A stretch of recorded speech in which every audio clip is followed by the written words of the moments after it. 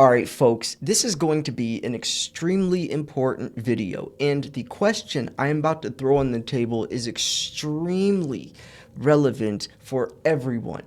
A lot of times you're going to watch videos that are hand-picked, cherry-picking articles that just push silver up to be this extremely bullish metal, which it is, but a lot of times they will leave out the ugly side. They will only show the rainbows and unicorns side of things, which is very dangerous. If you're not showing the reality, if you're not showing the good, the bad, and the ugly, then you're leaving your audience in the dark. You need to be able to be as transparent as possible. If you're skipping some articles because it might not make silver sound as good, then that is you manipulating your audience, pushing them into a vulnerable type of position. So if we're getting data showing that the dollar is actually going to be strengthening over the next year, which might not be that bullish for silver, I'm still going to cover it, where some people would skip that article and go to the next one that talks about silver in a positive light. Or for example, this question, can silver prices sustain slowing momentum in the green energy transition? I'm going to share it. Or if we talk about industrial demand dropping and maybe production booming, might not be as bullish for silver, but I'm still going to share it. That is how you're supposed to show content if you have an audience. Don't cherry pick what you want them to see. It's not always rainbows and unicorns, and it shouldn't always be rainbows and unicorns. There's still just as, maybe if not more, to learn from situations and information like this itself. So anyways, make sure you subscribe if you like daily silver videos. I've actually been posting 2 videos a day lately, and make sure you like the video, leave a comment down below. So let's jump into this question. Can silver prices sustain slowing momentum in a green energy transition? Industrial demand increases from global green energy transition propelled silver prices to a 12-year high last month as demand outstripped supply. However, this trend appears to be at risk after World Economic Forum noted that momentum in the green energy transition is slowing.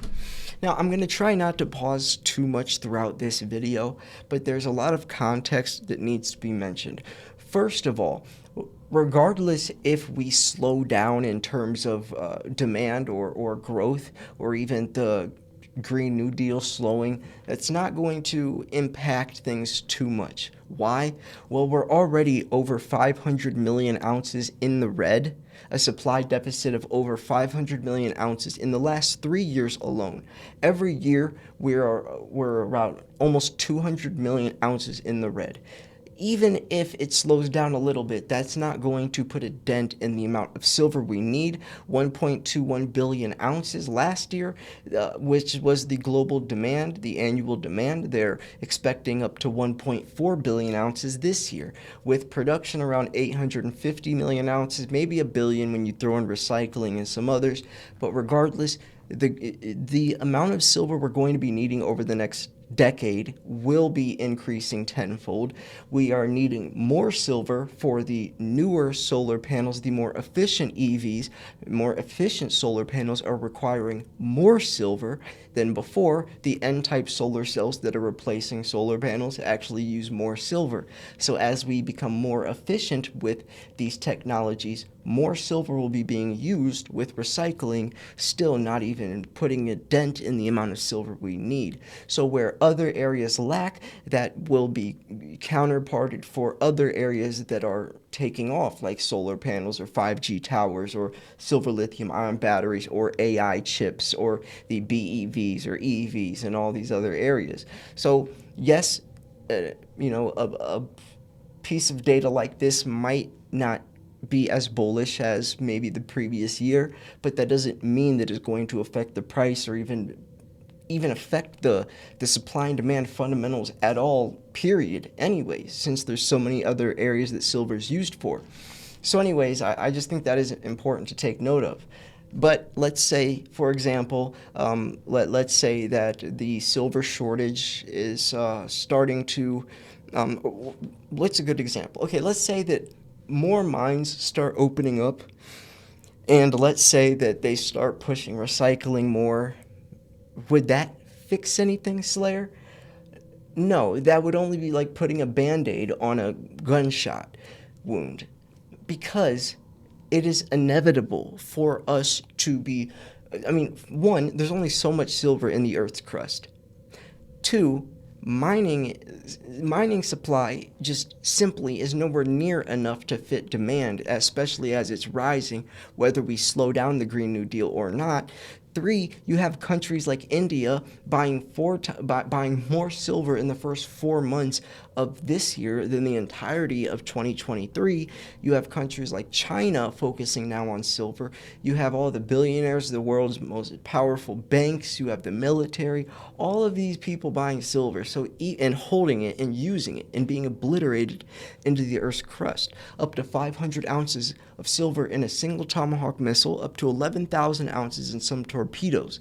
So, especially with all these new wars going on. So even if numbers drop a little bit, like I said, other areas will make up for that. So no, it's just an inevitable situation. And one, at the end of the day, we are going to run out of silver. These are critical elements on the periodic table that is going to become extinct at some point, a lot sooner than people are realizing. And when that happens, that's when silver's true value will shine. When do I think? By the year 2026. So in a report published Tuesday, the WEF said that while global energy transition is still progressing, growing geopolitical uncertainty has caused it to lose momentum. The report used the Energy Transition Index, or ETI, to benchmark 120 countries on the performance of their current energy systems. In the current hierarchy, European countries dominated the top 10 ranking for 2024, with Sweden and Denmark coming in first and second, respectively. At the same time, the report also noted the global average ETI scores reached a record high this year, but growth has slowed.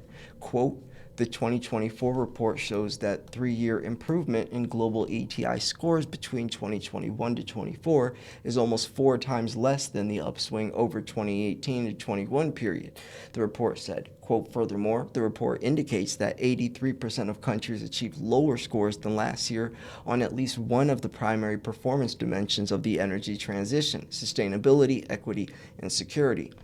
Quote, this year's Energy Transition Index delivers a clear message. Urgent action is needed, said Espen, head of Energy Transition Intelligence and Regional Acceleration, World Economic Forum. Quote, global decision makers must make bold moves to regain momentum in the transition towards an equitable, secure, and sustainable energy future. This is critical for people, entire economies, and the fight against climate change, end quote. And I mean, yeah, like we're trying to push this notation of zero net emissions by the year 2050. We're trying to push every automobile company by the year 2030 being electric. We're trying to do all of these goals, but on top of those massive goals, you have all of these other things that need silver. 500 million ounces in the red in the last 3 years, where global demand is only about double of that. So if you do the math, we do not have enough silver to go green. I forget who said the saying, but it goes something like this. If you think we have enough silver to go green, you're living in La La Land. I forget exactly who said that, but when they said that, it stuck with me. And it's true. We simply just do not have enough. And that the numbers speak for themselves, especially when you incorporate the lack of silver that's documented from the Silver Institute, where they don't even incorporate military or aerospace, which that's a bigger sector than solar alone, which solar is the #1 documented sector on the Silver Institute's annual reports. So while there is still more work to be done, the report noted that the gap in the overall ETI scores between advanced and developing economies has narrowed, and the center of gravity of the transition is shifting to developing countries. However, the report also suggested that advanced nations need to provide financial support for emerging markets to create an equitable global economy or global energy transition. Silver's played a critical role in the green energy transition, as It's essential to the production of photovoltaic solar panels. According to some reports, the average solar cell uses roughly 11 milligrams of silver. Due to thrifting, the amount of silver used has declined sharply. However, analysts have said that this trend has run its course and the amount of silver needed is unlikely to decline further. And yes, like I said, it's only actually going up. The new solar panels, the N-type solar cells, actually use more silver than previous. Remember, silver is the most highly conductive metal for thermal conductivity, electricity, and light sensitivity. So to make a solar panel more efficient, even if it requires more silver, they're willing to give up that because the solar panel will last longer.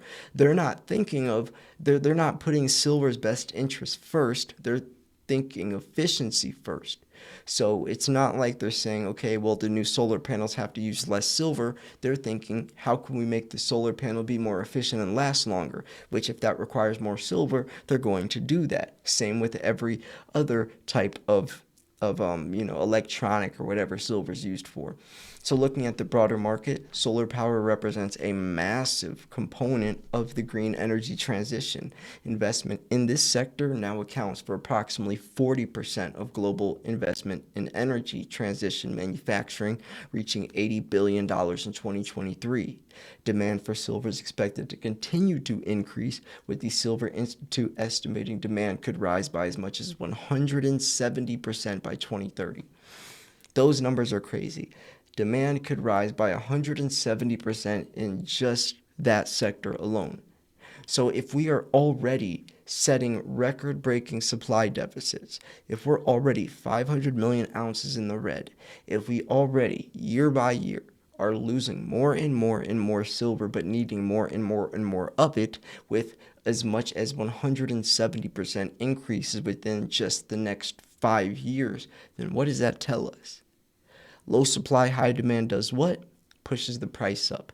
So if you're sitting here thinking that silver won't break past $30, go to 50, given these numbers, knowing that we don't have enough to go green, then if you don't think that's enough to push silver over 50 or to even triple digits, then I don't know what to tell you, because that means you're either being ignorant, you're biased, some type of ego pill you need to swallow, or you're just dumb, right? I mean, it's one of those. Any rational thinking person that understands the law of fundamentals of supply and demand, low supply, high demand, scarcity, anyone that has any rational thinking could see that this is extremely explosive for silver, and we haven't even got into the other reasons why you should be investing into it anyways, as the dollar is declining and you're putting your money into something that holds its value as a hedge against inflation, or rather hyperinflation. So yeah, there you have it, folks. Make sure you subscribe. Let me know what you think about this article.